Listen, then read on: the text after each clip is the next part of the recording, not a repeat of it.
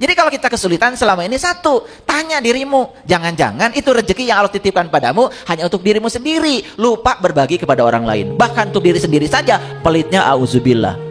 Hidup kayak gitu gak bisa dinikmati. Jangan dikira loh, orang yang mengumpulkan rezeki itu dikira bahagia. Tidak. Ya. Bahkan rezeki banyak bagi orang yang sempit sudut pandangnya malah jadi neraka. Tapi rezeki banyak bagi orang yang luas sudut pandangnya jadi surga. Coba, dulu sebelum punya apa-apa, kan biasa. Setelah punya apa-apa, bikin benteng rumah tinggi-tinggi. Kan takut. Betul nggak? Kenapa takut? Takut dirampok, takut diambil orang. Karena dia tidak pernah berbagi. Kalau kita berbagi kepada orang lain, semua orang di sekitar kita akan menjaga kita. Yuk sekarang, miliki keyakinan. Ya, miliki keyakinan bahwa hidup tidak selamanya begitu. Ya, tetapi punya keyakinan itu saja tidak cukup. Tentu saja kita harus terus belajar. Yang kedua, nih solusi yang kedua, apa? Berikan kebaikan sebanyak-banyaknya pada siapa? Satu, berikan kebaikan sebanyak-banyaknya pada pikiran. Caranya apa? Perluas pengetahuan. Dua, berikan sebanyak-banyaknya kebaikan pada perkataan. Mulai sekarang coba bicarakan yang kita suka dalam hidup. Jangan membicarakan yang kita tidak suka. Bicarakan yang kita suka. Itu doa yang sebenarnya. Dan yang ketiga, berikan kebaikan sebanyak-banyaknya pada perilaku kita. Ini, kalau kita menjalankan yang dua ini, ya Allah. Saya sudah cukup berpengalaman dengan ini, ya. Ternyata kegelapan pun secara perlahan akan berevolusi menjadi cahaya. Kan bagi orang kreatif, betul? Sampah saja bisa menjadi sebuah hiasan yang bagus. Sampah itu kan kegelapan. Ketika dengan kreativitas diubah ya secara kreatif menjadi menjadi kerajinan yang menakjubkan. Jadi sebetulnya di semesta ini ya tidak ada yang konstan, tidak ada yang statis, semuanya dinamis, terserah kita sendiri. Nah, mau menjadikan beban mau jadikan kesulitan sebagai beban atau menjadikan kesulitan sebagai tantangan. Itu pilihannya ada pada diri kita. Pilihannya ada pada diri kita. Oke. Saya kasih ilustrasi sederhana ya. Kalau saya memasukkan garam 1 sendok pada air 1 gelas. Kemudian diaduk. Apa yang terjadi? Asin. Bisa nggak kita mengambil lagi yang 1 sendok itu dari air 1 gelas itu? Bisa? Susah. Nah gimana caranya supaya tidak terasa asin? Gimana caranya?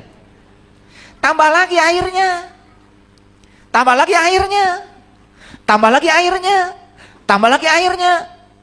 1 drum airnya ditambahkan. Masih asin? Apakah yang 1 sendok dari air itu kita keluarkan? Tidak. Yang 1 sendok tetap tinggal dalam air. Tapi sekarang airnya ditambah. Apa yang terjadi? Karena ditambah airnya, yang 1 sendok tidak terasa asin lagi. Seperti itu beban hidup bagi orang. Maaf ya, ekonomi susah. Badan sakit-sakitan. Ya, rumah tangga banyak konflik. Dengan orang lain juga banyak konflik. Negatif semua hidupnya. Persis seperti garam 1 sendok. Gak bisa dikeluarkan. Gak bisa. Karena itu karmamu. Itu datamu. Gak bisa dikeluarkan. Yang bisa dilakukan adalah tambah air. Tambah air. Tambah air. Jadi yang bisa dilakukan adalah menambah kebaikan. Tambah kebaikan pada pikiranmu. Ngaji kesadaran. Kayak gini. Ya. Jadi sesekali ngaji itu ngaji kesadaran. Ya.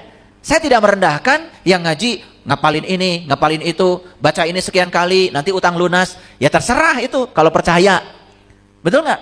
Malah terlalu banyak baca itu bukan nggak lunas, bukan utang lunas. Malah yang terjadi utang tambah banyak, kan nggak kerja. Betul nggak? Kan aneh. Betul nggak? Baca ya rojak 1 juta kali. Ya tambah nggak kerja. Malam nggak tidur, besok mau kerja pusing, kelayangan. Betul nggak? Memangnya duit itu punya kaki? Kan nggak punya. Uang itu harus dijemput dengan tangan kita. Betul nggak? Kalau ingin banyak uang, 1, jemput uang itu karena nggak punya kaki. Yang kedua, belajar berbagi, belajar memberi. Uang akan datang. Karena rezeki itu seperti ayam. Kalau ayam dikejar, mau ditangkap, susah. Tapi kalau kita menabur beras, ayam datang. Kayak gitu. Jadi kalau kita kesulitan selama ini, satu, tanya dirimu, jangan-jangan itu rezeki yang Allah titipkan padamu hanya untuk dirimu sendiri, lupa berbagi kepada orang lain. Bahkan untuk diri sendiri saja, pelitnya auzubillah. Hidup kayak gitu, nggak bisa dinikmati. Jangan dikira loh, orang yang mengumpulkan rezeki itu dikira bahagia, tidak. Ya, bahkan rezeki banyak bagi orang yang sempit sudut pandang yang malah jadi neraka. Tapi rezeki banyak bagi orang yang luas sudut pandangnya jadi surga. Coba, dulu sebelum punya apa-apa, kan biasa, setelah punya apa-apa, bikin benteng rumah tinggi-tinggi. Kan takut. Betul nggak? Kenapa takut? Takut dirampok, takut diambil orang. Karena dia tidak pernah berbagi. Kalau kita berbagi kepada orang lain, semua orang di sekitar kita akan menjaga kita.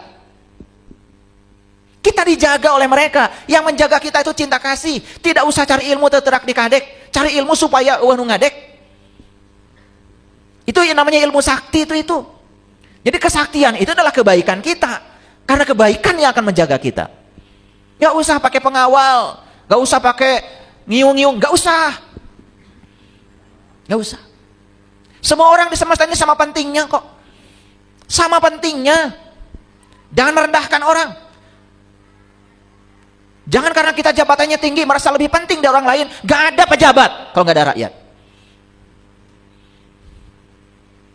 Pagi-pagi semua orang juga sama ingin ke kantor. Sama pentingnya. Yang ke pasar sama pentingnya walaupun jualan. Bahkan bagi saya, orang yang tidak baik pun dibutuhkan oleh semesta ini. Betul nggak? Bagaimana kita bisa menjadi orang baik kalau tidak ada mereka? Bukankah kelihatan kita sebagai orang baik ketika kita bisa baik pada mereka? Kalau merekanya tidak ada, kita pun tidak bisa menguji seberapa baik kita. Betul atau tidak? Maka terima semua orang itu apa adanya. Jangan merasa diri lebih penting dari orang lain. Allah itu tidak akan melihat jabatan kita. Allah tidak akan melihat status sosial kita. Allah hanya akan melihat cinta kasih kita. Allah hanya akan melihat seberapa besar cinta kasih kita. Allah juga tidak akan melihat seberapa tinggi Anda sekolah. Allah tidak akan melihat seberapa banyak pengetahuan yang Anda miliki. Tapi yang akan dilihat oleh Allah cuma satu. Seberapa besar cinta kasihmu pada semua orang, pada semua makhluk. Kenapa kita selama ini tumpul cinta kasih kita? Karena kita kehilangan empati. Kenapa kita tidak punya empati? Karena kita tidak pernah melibatkan emosi kita kepada orang lain. Sesekali coba belajar untuk menjadi seperti orang lain. Ketika orang lain mengeluh kepada kita, tempatkan diri kita sebagai dia. Ketika orang lain susah, tempatkan sekali-kali kita menjadi dia. Asah empati kita. Asah empati kita. Itu yang akan kemudian membuat derajat kita semakin tinggi. Empati. Lihat orang lain susah, kita diam dan terus menerus hidup mewah tanpa ingat kepada orang lain. Kita sudah kehilangan empati. Nilai manusia terletak pada sisi kemanusiaannya. Dan kalau manusia sudah hilang kemanusiaannya, bagaimana dia disebut manusia?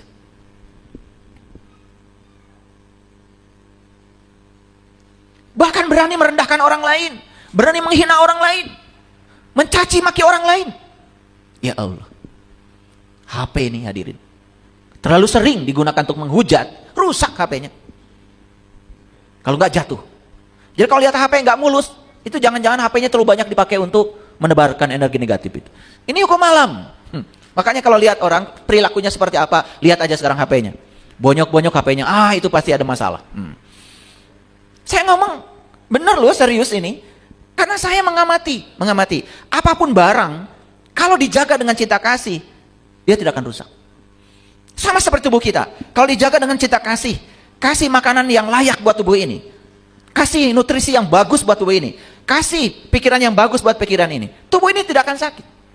Dia akan melayani kita. Jadi kalau tubuh sakit, berarti tubuh ini terlalu sering dipakai untuk melakukan sesuatu yang di luar kesenangan sang pemilik tubuh ini. Paham ya? Paham?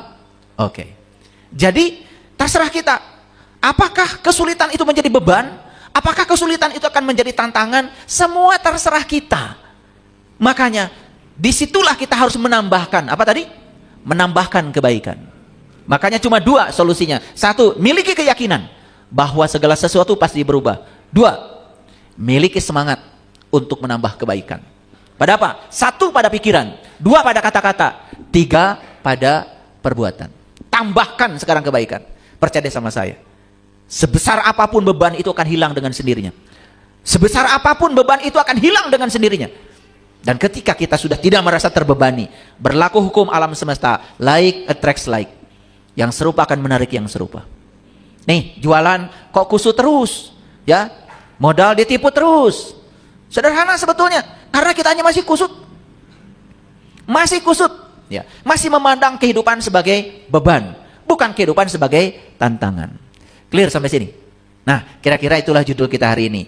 Kita akan belajar mengubah kegelapan menjadi cahaya. Kita evolusikan kegelapan menjadi cahaya. Kita evolusikan beban menjadi tantangan. Dengan apa? Tambahkan pada kita kebaikan.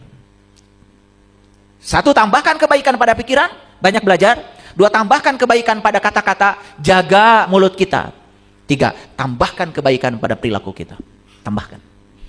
Sederhana kok, sederhana. Mau nambahkan kebaikan? Ya, sederhana. Sangat sederhana. Begitu pergi ke apotek, saya pernah menyaksikan seseorang lagi ngitung duitnya 2.000-an. Dia lihat resep, ngitung lagi duit. Dia resep, ngitung lagi duit. Saya bilang sama istri saya, kayaknya dia lagi bingung. Dah, ambil resepnya. Ambil resepnya. Mohon maaf ibu, boleh nggak resepnya dipinjam? Dah, sampai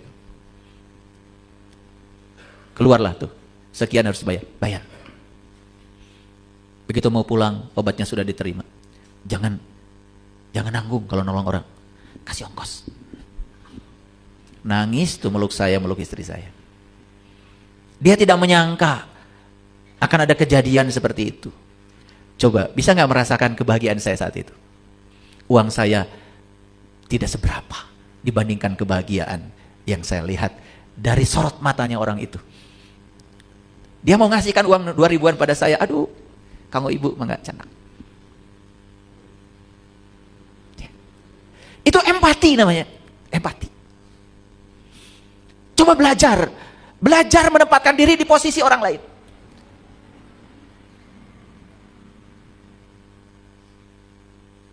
Itu hadir, belajar. Asah diri ini, asah. Kalau kita dapat berkah, rezeki berlimpah, hati-hati, bukan untukmu. Itu titipan dari Allah, titipan. Akan dihadirkan orang-orang yang datang kepadamu untuk minta tolong. Tolong mereka.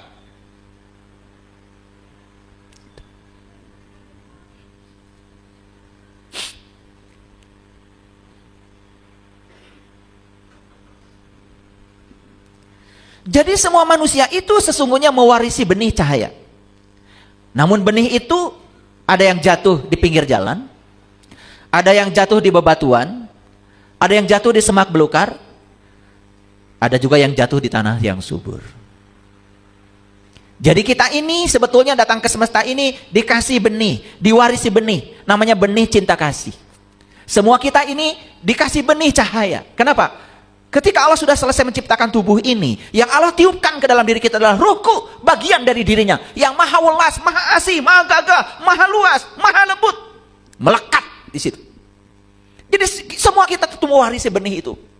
Siapapun, tanpa kecuali, bangsa manapun, suku manapun, Allah maha adil. Semua kita adalah hambanya Allah. Kalau kita mau menghambakan diri kepada Allah, siapapun itu, gak peduli, ya, turunan siapa, gak peduli. Kalau kita mau memuliakan diri kita, kita akan dimuliakan oleh Allah. Yuk, sekarang tanya, benih itu oleh kita ditanam di mana? Jangan-jangan benih itu ditanam oleh kita di pinggir jalan, kesapu sama mobil, hancur berantakan benih itu. Atau benih itu oleh kita ditanam di bebatuan, akarnya tidak menghunjam ke bawah, tidak tumbuh menjadi tanaman yang subur. Atau benih itu ditanam oleh kita di semak belukar. Apa yang terjadi? Benihnya tidak tumbuh, semak belukar yang tumbuh mati. Karena apa? Tertimbun oleh pertumbuhan semak belukar. Hadirin, kalau benih itu kita tanam di tanah yang subur, kita tempatkan di tanah yang subur, dia akan menjadi benih yang istimewa. Dia akan menghasilkan buah.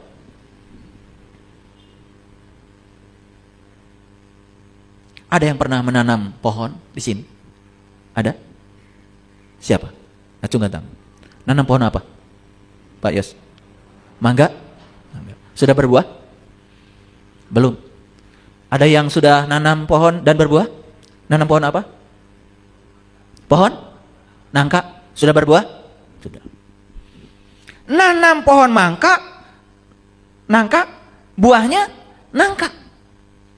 Gak mungkin buahnya mangga. Tidak mungkin buahnya pete. Oleh karena itu, ketika habis nanam pohon mangga, siap-siap pasti panen nangka. Betul? Setelah nanam pohon nangka, panennya adalah nangka. Diambil tuh, begitu tua diambil.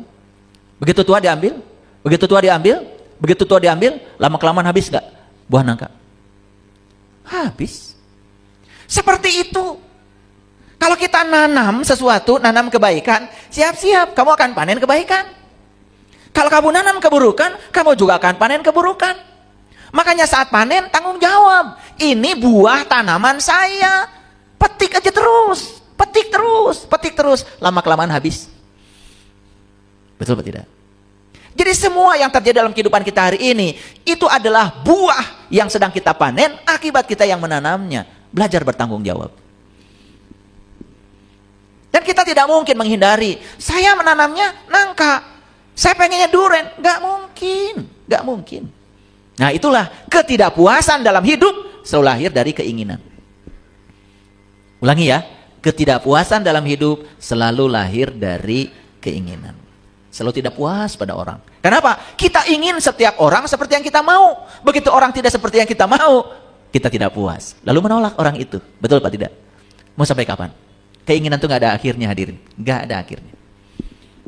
Yuk sekarang kita tanya. Kita tanya ya. Jujur ya. Nah, kita diwarisi benih cahaya. Kita diwarisi benih cinta kasih oleh Allah saat kita datang ke semesta ini. Tumbuh apa tidak benih itu? Tumbuh apa tidak? Subur apa tidak? Mungkin tumbuh, tapi karena nanamnya di bebatuan, akarnya tidak menghunjam. Mungkin tumbuh, cuma nanamnya di semak belukar. Mungkin tumbuh, ya, tetapi salah nanamnya. Tidak di tempat yang subur. Akibatnya nggak panen-panen. Apalagi nanamnya pinggir jalan. Sebentar juga kelindas mobil. Apalagi ke bawah angin. Betul apa tidak? Nah, sekarang tinggal tanya. Kenapa ya benih itu pada orang lain tumbuh? Kok pada saya tidak tumbuh? Satu masalah kita. Masalah kita adalah sempit sudut pandang. Kata-katanya selalu negatif. Perbuatannya pun selalu negatif. Itu doa kita. Paham sampai sini? Oke, kalau paham lanjutkan ya. A'udzubillahi minasyaitonirrajim. Bismillahirrahmanirrahim. Ini Quran surat Rum. Ar-Rum ayat 19. Surat ke-30 ayat 19. Yukhrijul hayya minal mayyiti wa yukhrijul mayyita minal hayy. Ya. Wa yuhyil ardo ba'da mautiha wa kadzalika tukhrajun. Ngerti apa tidak? Nah, karena gak ngerti saya terjemahkan. Yukhrijul hayya minal mayyiti. Dia mengeluarkan yang hidup dari yang mati. Awas. Jadi yang hidup itu dikeluarkan dari yang mati. Ngerti apa tidak? Ngerti apa tidak? Kalau nggak ngerti saya jelaskan. Nih. Ada pohon, daunnya asalnya hijau, berubah menjadi hijau sekali, dan lama-kelamaan kuning, dan kemudian daun itu jatuh. Datang nggak sirung yang baru? Datang. Gitu gampang kok. Betul nggak? Begitu ada yang mati, pasti ada yang hidup.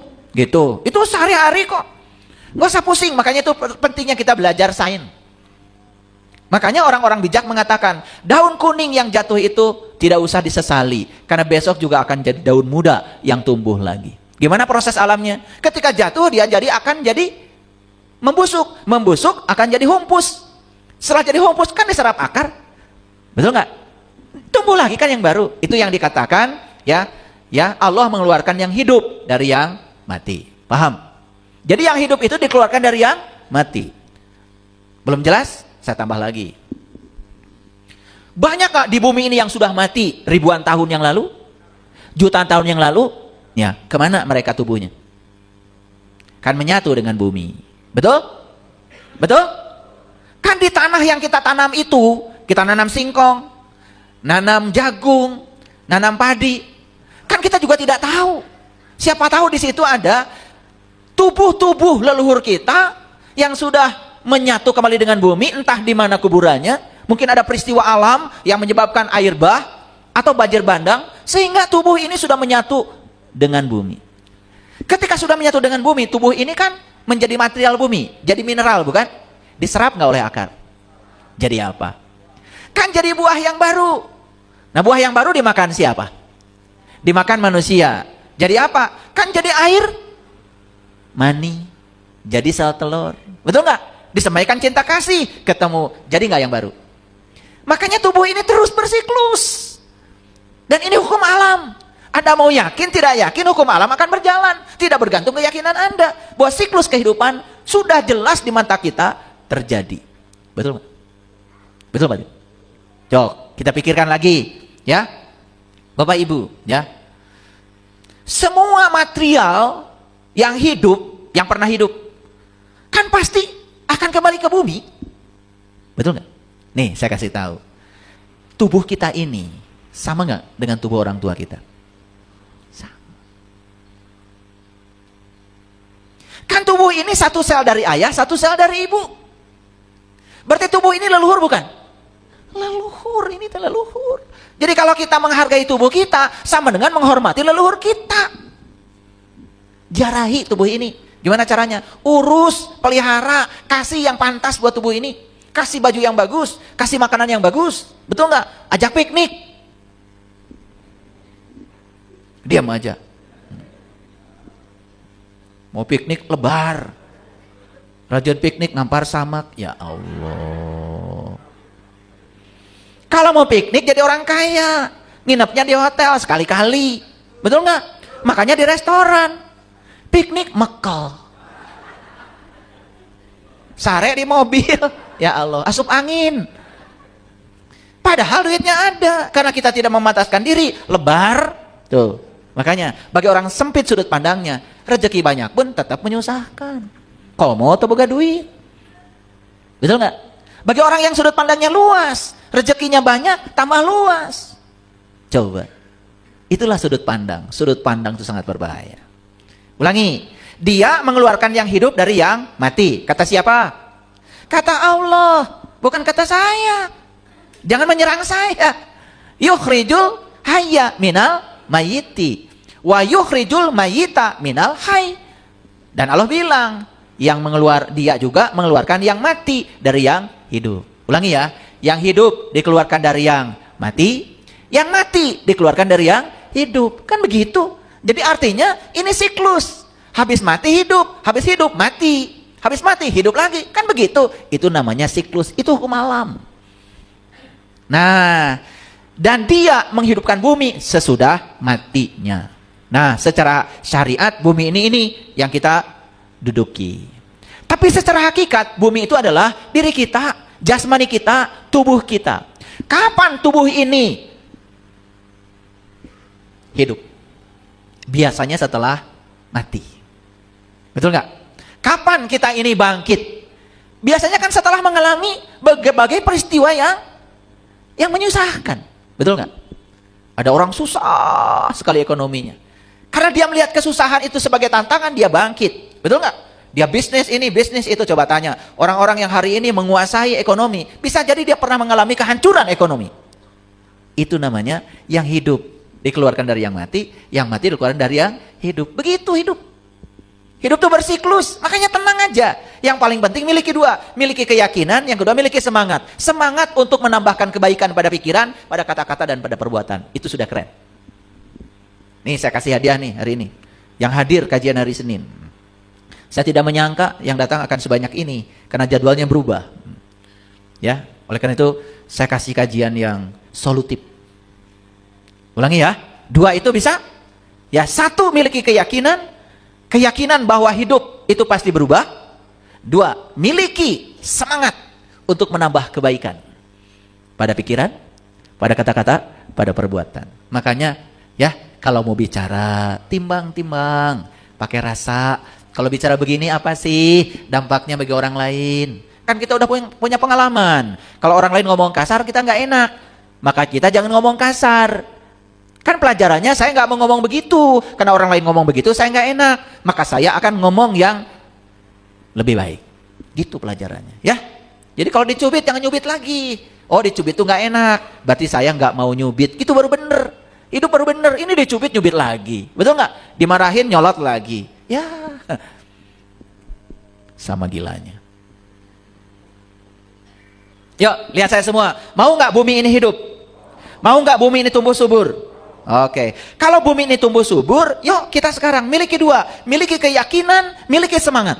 Tambahkan kebaikan pada pikiran, perkataan, dan perbuatan. Saya yakin kita akan memiliki bumi yang subur. Nah, kan ada tuh yang buminya gersang. Tubuhnya gersang, menakutkan. Tidak dirindukan oleh orang. Kenapa? Yang keluar dari pikirannya negatif. Yang keluar dari mulutnya menyakitkan. Yang keluar dari tindakannya merugikan, bikin onar. Ya Allah, hidup yang semacam itu tidak layak dihidupi. Oke? Paham ayat ini? Nah, lalu ayat yang terakhir kata Allah, wa kadzalika tuhrizun. Dan seperti itulah kamu akan dikeluarkan. Jadi Allah akan mengeluarkan kita, ya. Ketika kita mati akan dikeluarkan menjadi hidup. Ketika hidup akan dikeluarkan menjadi mati. Betul nggak? Seperti itu siklus. Dan seperti itu cara Allah mengeluarkan. Nih contoh sederhana. Ada orang sakit. Sakitnya cancer. Setelah ikut pelatihan dengan saya, kemudian saya tanya, gimana pelatihan hari ini? Senang? Senang. Gimana kesadaranmu hari ini? Saya sekarang merasa semua beban lepas di kepala saya. Gitu. Oke. Tapi yang terakhir saya tanya lagi. Apa yang mengantarkan kamu ke sini? Bingung kan? Mesti dicari jawabannya. Udah mikir lama baru terjawab. Oh, yang mengantarkan saya ke tempat ini ternyata sakit saya. Bukankah sakit yang mengantarkan kamu ke tempat ini? Bukankah sakit yang membuat kamu jadi berkesadaran hari ini? Itulah, setelah bumi ini dibuat mati, maka akan dihidupkan. Kalau kita sadar, karena semua kebangkitan selalu berasal dari keterpurukan. Itu yang disebut dengan mengevolusikan kegelapan menjadi cahaya.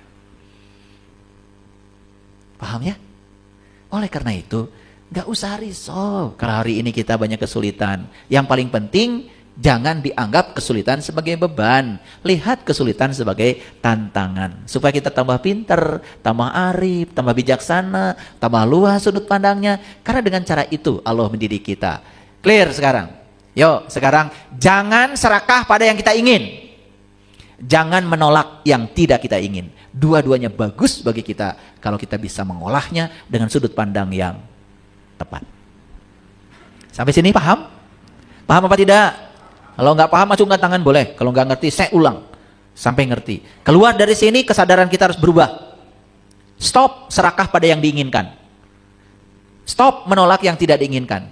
Terima dua-duanya dengan cara yang sama. Wajah kita akan bersinar. Cantik dari dalam, ganteng dari dalam. Nah, baru kelihatan tuh. Ya. Oke. Oke. Ngerti ya, itu surat Ar-Rum tadi ya. Catat-catat tuh, Ar-Rum ayat 19. Kalau nggak percaya buka lagi nanti di rumah, ya. Jadi ternyata yang hidup dikeluarkan dari yang mati dikeluarkan dari yang hidup, seperti itu. Nah, kita buktikan sekarang. Siapa yang melahirkan kebenaran? Kesalahan, bukan? Betul nggak? Betul nggak? Iya, kebenaran itu dihasilkan oleh kesalahan. Lampu ini tidak akan ada kalau Thomas Alva Edison tidak melakukan kesalahan sebanyak 999 kali. Maka dia tidak mengatakan gagal. Saya cuma melakukan metode yang salah. Justru metode yang benar ditemukan setelah melakukan metode yang salah. Makanya jangan suka menyalahkan. Bisa jadi kesalahan yang melahirkan kebenaran. Paham ya? Kesalahan anggap saja kegelapan. Ternyata justru yang menghasilkan cahaya bisa jadi adalah kegelapan. Pernah dengar nggak? Ada orang jahat, ujung-ujungnya husnul khotimah, jadi santri. Pernah dengar kan? Iya. Dia melewati kegelapan dulu. Lalu karena bosan di kegelapan kan mendapatkan cahaya. Makanya pepatahnya R.A. Kartini itu bukan habis gelap terbitlah terang. Bukan. Terjemahannya keliru. Saya pernah tanya ahli bahasa yang mengerti bahasa Belanda. Ternyata yang benar itu adalah menyusuri kegelapan untuk mendapatkan terang. Menyusuri kegelapan untuk mendapatkan terang. Bukan habis gelap terbitlah terang. Itu terjemahannya menurut yang mengerti bahasa Belanda kurang tepat. Menyusuri kegelapan untuk mendapatkan terang. Nih contoh. Harus dikasih contoh. Biasanya kalau nggak dikasih contoh nggak ngerti. Ada orang rumah tangganya baik-baik saja. Bisa nggak dia jadi konsultan rumah tangga? Gak bisa. Tapi ada yang rumah tangganya ya mengalami goncangan. Betul nggak? Tapi dia bisa menyelamatkan rumah tangganya. Sampai dia keluar bisa menyelamatkan semua goncangan itu. Dia yang berhak menjadi konsultan rumah tangga. Dia pernah melewati itu dan selamat. Paham? Gitu. Kalau mau belajar bisnis, jangan sama orang yang tidak pernah gagal. Belajar dari orang yang pernah gagal, sukses, gagal, sukses. Belajar sama dia. Di situ kita akan dapatkan pelajaran yang berharga.